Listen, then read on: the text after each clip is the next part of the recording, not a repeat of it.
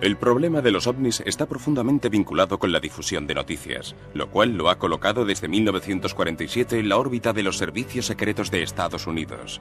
Los centros de poder decidieron protegerse, ocultando la información no deseada mediante una conjura del silencio.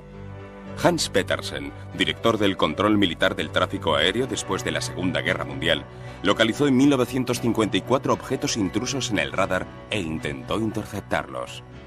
Un día, uno de mis hombres en el control de radar me llamó y me dijo: Mayor, no, capitán, porque en aquella época yo era capitán, tenemos algo en la pantalla que vuela a una velocidad de 18.000 kilómetros por hora. Imposible. Ningún avión puede alcanzar esa velocidad. Entonces fui a comprobarlo y era verdad. Volaban a 18.000 kilómetros por hora. De pronto dejaron de moverse. Se mantuvieron estacionarios en el campo visual del radar. Llegaban y desaparecían. Estaban allí y un instante después se habían desvanecido.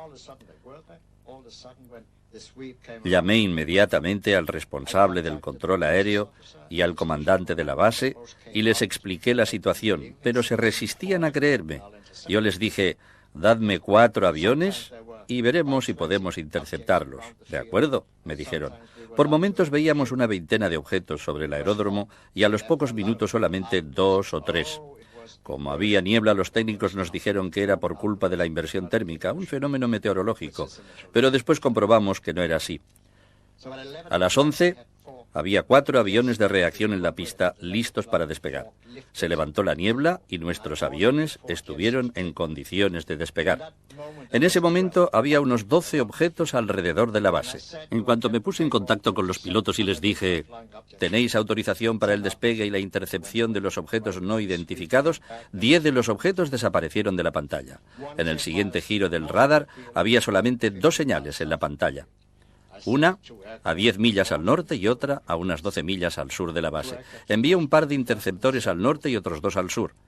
Me puse en contacto con el primer par de interceptores y les dije: vuestro objetivo se encuentra a 5 millas, a las 12 horas, es decir, exactamente delante de vosotros. Altitud desconocida, ¿lo veis? No había terminado de decirlo cuando el objeto desapareció. Dirigiéndome entonces al otro par de interceptores dije: distancia 5 millas, 12 horas, altitud desconocida. También este objeto desapareció. Era evidente que nos estaban escuchando.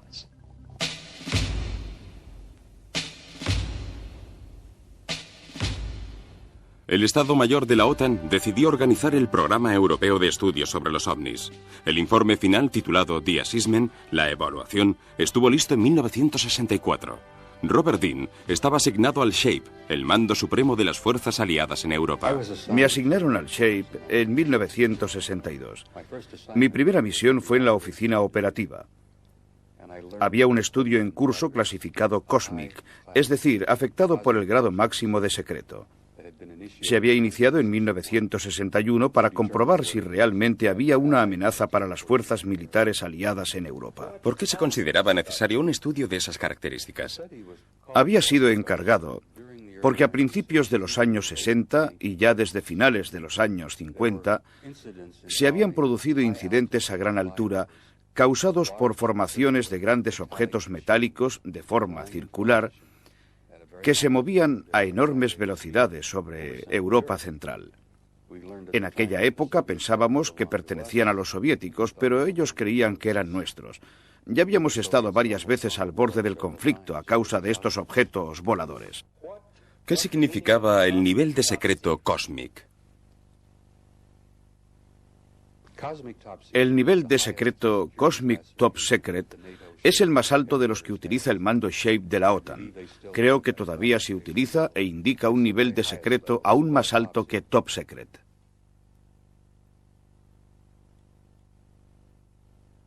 ¿Quién encargó el estudio? ¿Cuál era su contenido? Fue encargado por el mariscal del aire Sir Thomas Pike y duró 3 años. Las conclusiones alcanzadas eran increíbles.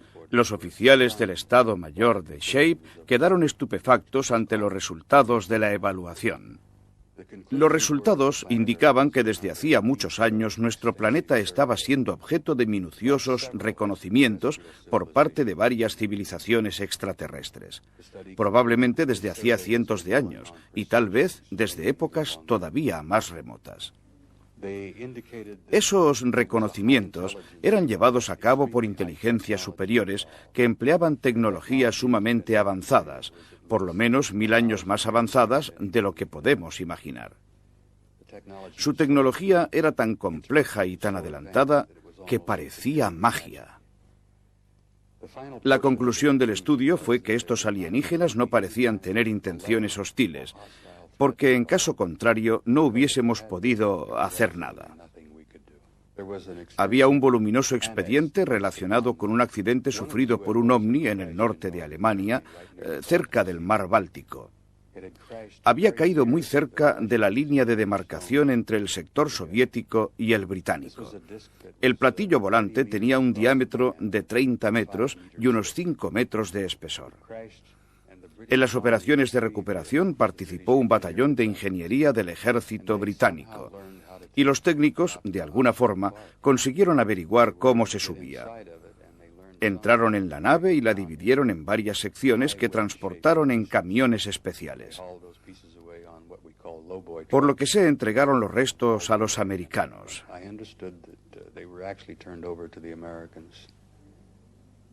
Aparentemente había una tripulación compuesta por 12 miembros. Eran pequeñas criaturas grises de cabeza grande. Cuando terminaron las investigaciones en 1964, hicieron 15 copias del informe al que asignaron el nivel máximo de secreto, el Cosmic Top Secret, con clasificación de reserva Eyes Only, solo para ser visto, y Need to Know, derecho a conocer. El secretario de la OTAN tenía una copia. Otra estaba en poder de Lyman Lendl, comandante supremo de las fuerzas aliadas. Las otras fueron entregadas a la mayoría de los altos oficiales representantes de los países de la OTAN. Todos los países aliados en Europa tenían una oficina, un departamento o un representante de alto nivel que se ocupaba del tema de los ovnis.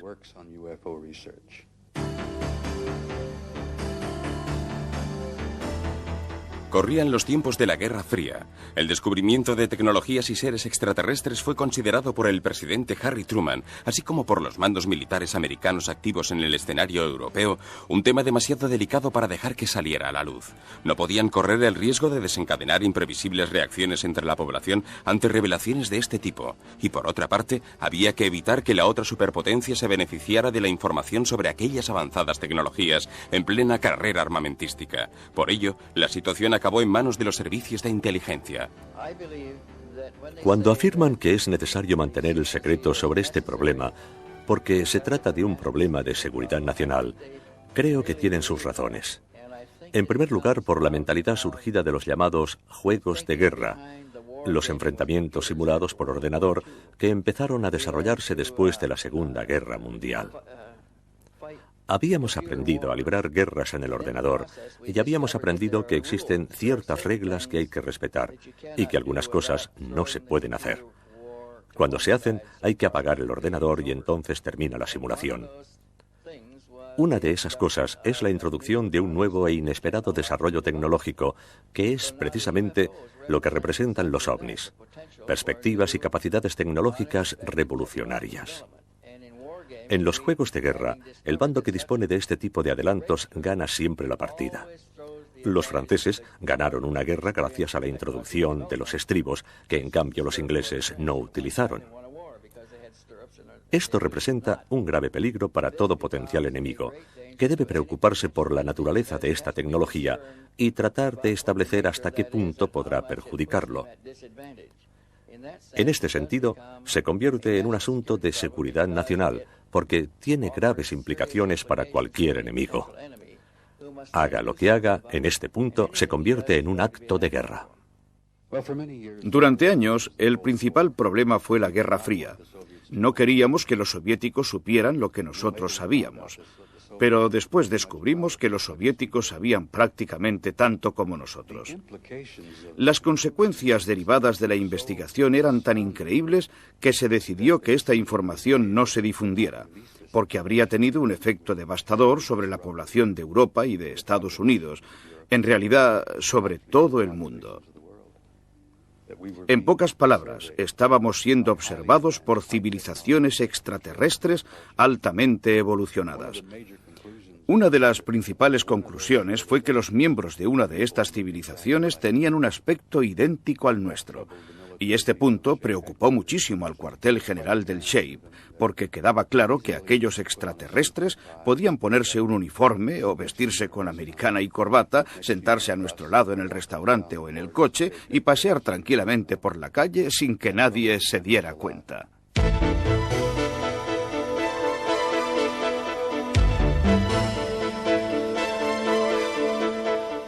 En una reunión en el Pentágono, la CIA decidió poner en práctica un plan, un amplio programa de información que coordinara los esfuerzos de las principales agencias gubernamentales con dos propósitos principales, la divulgación y la creación de una cortina de humo.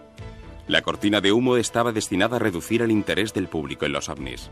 Las Fuerzas Armadas recibieron la orden de reunir y evaluar los informes de los avistamientos de ovnis y de difundir solamente la información que contribuyera a mantener la cortina de humo. Según el reglamento AFR 200/2 de la Aviación Militar de Estados Unidos del 26 de agosto de 1953, estaba terminantemente prohibido transmitir noticias a los medios de información antes de que el objeto volador hubiese sido identificado.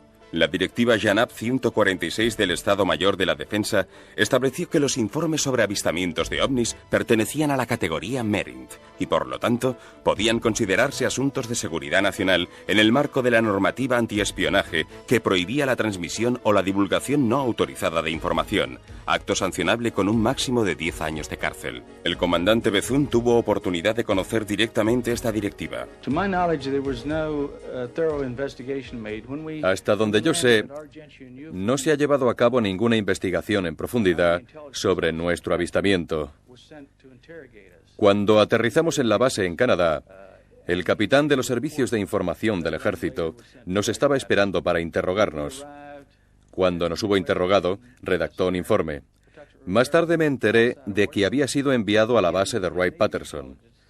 A nosotros nos trasladaron a la base naval de Maryland, centro experimental militar cerca de Washington, donde los servicios de información de la Marina nos prohibieron salir del cuartel y nos pidieron que escribiéramos un informe que fue enviado al Ministerio a través de los canales oficiales y que más tarde fue transmitido por las instancias competentes de la Marina a las de la aviación.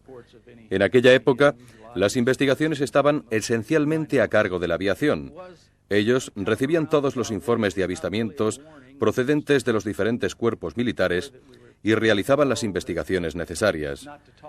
Nos advirtieron que no habláramos, pero la amenaza no estaba en las palabras, sino en la forma de expresarlas. Yo tuve la impresión de que era una de aquellas cosas que no podía decir ni siquiera a mi mujer. Es la impresión que nos daban los oficiales de los servicios de inteligencia que nos interrogaron. El comandante de nuestro grupo me llamó. Me pidió que le describiera el avistamiento y me dio a entender que aquello era algo que no debía comentar nunca con nadie. En ningún momento tuve la impresión de que pusieran en duda nuestro avistamiento. Solamente teníamos que guardar silencio. Fue lo que todos me aconsejaron.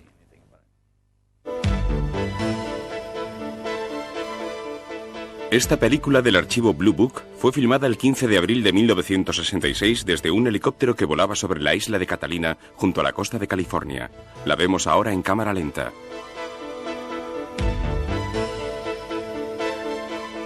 Este documento de 1959, captado por un empleado administrativo de la base de Uke, en Texas, muestra un caza tratando de interceptar un objeto luminoso. Esta extraordinaria serie de fotografías muestra una nave discoidal que evoluciona sobre las cumbres de la isla de Trinidad en el Océano Atlántico. Las imágenes fueron obtenidas el 19 de enero de 1958 por un fotógrafo oficial de la Marina brasileña a bordo del buque Escuela Almirante Saldaña, en presencia de toda la tripulación. Cuando los análisis oficiales demostraron que el objeto volador tenía un diámetro de por lo menos 36 metros, el presidente brasileño Kubitschek avaló personalmente la autenticidad de las fotografías en una conferencia de prensa el 20 de febrero de 1958. Hubo que esperar en cambio hasta 1985 para que la NASA hiciera públicas algunas de las imágenes obtenidas por los astronautas en órbita terrestre y lunar, en las que pueden verse ovnis. Estas imágenes fueron captadas en 1966 por el astronauta James McDivitt, que se encontraba a bordo del Gemini 4 un día antes de que fotografiara este objeto volador de forma cilíndrica en órbita terrestre. La víspera del histórico alunizaje del 20 de julio de 1969, los astronautas a bordo del Apolo 11 captaron estos dos objetos luminosos que volaban en órbita lunar. En una película rodada desde el Apolo 12, un objeto luminoso pasó a enorme velocidad por encima de la superficie lunar. Tratemos de ampliarlo para observar mejor su comportamiento en vuelo. Un platillo volante de enormes dimensiones aparece en vuelo estacionario sobre la Luna. Aquí se ven en cambio dos ovnis posados sobre la superficie lunar.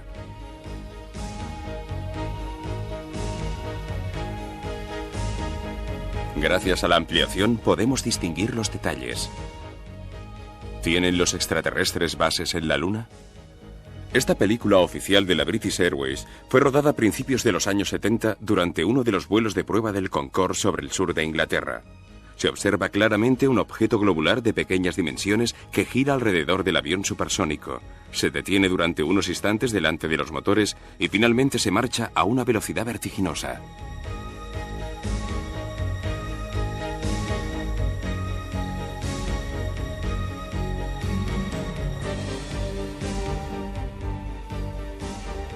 Una de las conclusiones del estudio fue que había un programa, un proceso que se estaba llevando a cabo. Al parecer se estaba desarrollando un plan perfectamente definido. El estudio sacó a la luz pruebas que demostraban que este fenómeno existía desde hacía muchos años. Todo indicaba que se trataba de un programa evolucionado. Nunca consiguieron averiguar la naturaleza del plan. Y este desconocimiento era una de las cosas que más preocupaban a las autoridades militares. No se conocían las razones que impulsaban a actuar a aquellas inteligencias extraterrestres. ¿Cuál es su opinión personal al respecto? Hace más de 30 años que estudio este fenómeno, y estoy seguro de que estamos llegando a un punto en que es necesario preparar a la población terrestre, porque dentro de poco los extraterrestres se darán a conocer.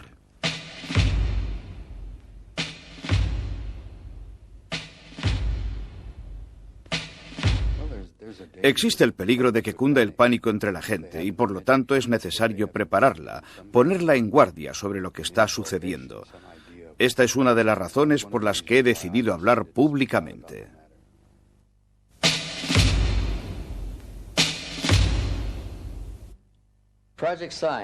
En 1948, el proyecto SIGN llegó a la conclusión de que existían pruebas del contacto con seres procedentes de otros mundos. Estableció que sus astronaves empleaban una tecnología muy superior a la terrestre y que el fenómeno era verdadero. Pero esas no eran las conclusiones que las fuerzas aéreas esperaban, porque el proyecto SIGN estaba concebido como un proyecto público, destinado a explicar aquellos extraños fenómenos sin causar inquietud ni temor en la población. Pero puesto que había producido resultados contrarios a los esperados y teniendo en cuenta que las investigaciones se estaban volviendo cada vez más arriesgadas, el proyecto SIGN fue clausurado y todo el material fue archivado. La exactitud de las conclusiones alcanzadas por el proyecto SIGN ya había sido confirmada por extraordinarios descubrimientos. El 2 de julio de 1947, un objeto volador no identificado se estrelló contra el suelo cerca de la localidad de Roswell, en el estado de Nuevo México. El 7 de julio, un ganadero de la zona, William McBrazel, señaló la localización de los restos a las Fuerzas Armadas en la base cercana de Roswell, e inmediatamente se organizó el operativo secreto para la recuperación del ovni accidentado. Según la mayoría de los investigadores, además de los restos de la nave, se hallaron los cadáveres de sus ocupantes. El suceso fue tan inesperado que el responsable de información de la base difundió un comunicado de prensa antes de que el Pentágono decidiera que se trataba de un asunto de seguridad nacional. Así pues, todos los periódicos del país dedicaron la portada a la noticia, que al día siguiente fue oficialmente desmentida. Con el desmentido, el objeto volador no identificado se convirtió en un simple globo meteorológico que se había salido del trayecto preestablecido. Según las fuentes oficiales, el accidente de Roswell fue el primero. Tal vez se habían producido otros casos antes, pero el de Roswell fue el primero en el que los militares participaron directamente. Trataron de mantenerlo bajo control, pero como aquel fin de semana era puente por la fiesta del 4 de julio, no estaba de servicio todo el personal necesario para evitar la filtración de noticias. Los restos del objeto accidentado se encontraron en parte en Magdalena, en Nuevo México, y en parte en Roswell. Los militares intentaron recuperar todos los restos para demostrar que se trataba simplemente de un globo meteorológico. En realidad, todos se decían: ahora tenemos uno al alcance de la mano y no podemos saber cuándo conseguiremos otro. En cuanto se dieron cuenta de que estaban ante una nave completamente extraña a nuestra tecnología aeronáutica, notificaron el hecho a sus superiores jerárquicos a través del mando logístico, hasta llegar al jefe del Estado Mayor de la Fuerza Aérea, quien llamó al secretario de Estado en Washington y le dijo que había sido hallada una aeronave extraña y que, por lo tanto, se trataba de un problema de la competencia directa del secretario de Estado. En aquella época, el secretario de Estado era el general George Marshall, el padre del Plan Marshall. Informado de que se trataba de una nave muy particular, de posible origen extraterrestre, el general Marshall nombró enseguida a 12 expertos, entre ellos científicos y oficiales superiores, y a cierto número de funcionarios administrativos, para proceder al estudio de lo sucedido. Durante el estudio, los expertos comprendieron inmediatamente que se trataba de un vehículo extraterrestre y empezaron a preparar planes de acción. Estos planes preveían el nombramiento de 6 prestigiosos científicos y 6 militares para formar un grupo encargado del tema. Este grupo creó a su vez fuerzas de seguridad. Se ocupó del entrenamiento de cuerpos especializados en la recuperación de restos de astronaves y preparó un programa para mantener en secreto todas sus actividades. Estos documentos, que salieron a la luz en 1987, confirman las declaraciones del coronel Stevens. En un memorándum secreto con la reserva Eyes Only, solo para ser visto, presentado al ministro de Defensa, el entonces presidente de Estados Unidos, Harry Truman, autorizó personalmente el nombramiento de 12 expertos para formar el grupo Majestic 12. De esta situación fue informado posteriormente el presidente Eisenhower al comienzo de su mandato. Esta organización ya estaba en pleno funcionamiento cuando se produjo el segundo accidente. La segunda nave cayó el 23 de marzo de 1948, casi un año más tarde, cerca de Aztec, en el estado de Nuevo México. Esta vez el grupo, el personal entrenado y las fuerzas de seguridad estaban preparados. Disponían de una organización con planes operativos y tenían su sede cerca de Durango, en el estado de Colorado, la base del ejército más cercana a Roswell, justo del otro lado de la frontera con Nuevo México. En cuanto la noticia del accidente llegó a la base de Durango, se activó inmediatamente el operativo, enviando a la zona las primeras patrullas con el propósito de acordonar el área donde aparentemente se había estrellado el objeto. La nave había sido detectada por los radares del control del tráfico aéreo, por lo que fue posible establecer su posición con cierta precisión. Las coordenadas geográficas fueron comunicadas a la tripulación de un helicóptero procedente de la base de Durango, que acudió al lugar, localizó la nave accidentada y siguió sobrevolando la zona constantemente. Mientras tanto, los cuerpos de seguridad, que habían salido al mismo tiempo que el helicóptero, llegaron cuando éste todavía estaba sobrevolando la zona. Acordonaron toda el área y obligaron a los habitantes del lugar a permanecer en sus residencias. Los mantuvieron encerrados en casa durante 3 días mientras se efectuaban las operaciones de recuperación. Los miembros del Majestic llegaron en aviones especiales a la base de Durango. Les ofrecieron apoyo logístico para el transporte y fueron conducidos al lugar del accidente en los alrededores de Aztec, donde se hicieron cargo de los restos de la nave. Al final, consiguieron incluso desmontarla y recuperar los cadáveres de los tripulantes. El mayor Virgil Armstrong trabajó durante 22 años para la DIA y para la CIA y prestó servicio con los Boinas Verdes en Vietnam. Había recibido unos documentos que afirmaban que una nave alienígena había aterrizado en el polígono de White Sands, en Nuevo México. El objeto se encontraba bajo estricta vigilancia y lo seguiría estando hasta que fuera posible determinar la procedencia y las intenciones de sus ocupantes. Se descubrió que no representaba una amenaza porque los miembros de la tripulación habían muerto. Cuando subimos a bordo encontramos 5 cadáveres. Eran más bien pequeños, de poco más de 1 metro de estatura. El más alto medía alrededor de 1,30 m. 2 de ellos parecían ser los oficiales al mando, porque tenían galones en las hombreras. Los transportamos a la base de Wright-Patterson, en Ohio, donde el examen médico y la autopsia confirmaron que los cadáveres eran del sexo masculino. Aquella fue la primera vez que conseguimos ver de cerca a las criaturas que se encontraban a bordo, porque en el otro accidente los cadáveres de la tripulación habían sido retirados inmediatamente por los cuerpos de seguridad, que no eran los mismos que actuaron en el segundo accidente. En el caso de Aztec, formaba parte del grupo de expertos el doctor Detlef Bronk, que era especialista en biomedicina y estudiaba en particular las eventuales formas de vida extraterrestres. Era una lumbrera de la ciencia médica, sobre todo en neuropatología traumatológica. Lógicamente, los cadáveres fueron puestos a su disposición. Los americanos estaban orgullosos de ser el país más poderoso de la Tierra, de haber ganado la Segunda Guerra Mundial con la bomba atómica, de haber superado la velocidad del sonido en octubre de 1946 y de poseer un arsenal de enorme potencial destructivo. Imagínense lo que pensaron cuando se encontraron en una situación de pánico, anticipada por Orson Welles en 1938. Imagínenlos cuando vieron los cuerpos exánimes de auténticos extraterrestres y el asombro que sintieron al comprobar que no comprendían el funcionamiento de su máquina voladora. No tenía nada semejante a un componente conocido. No había cilindros, ni émbolos, ni turbinas, ni neumáticos. El gobierno americano, en el verano de 1947, se sentía literalmente indefenso. Por lo tanto, era lógico que decidiera poner en práctica un ocultamiento total y definitivo, incluso con el uso de la fuerza.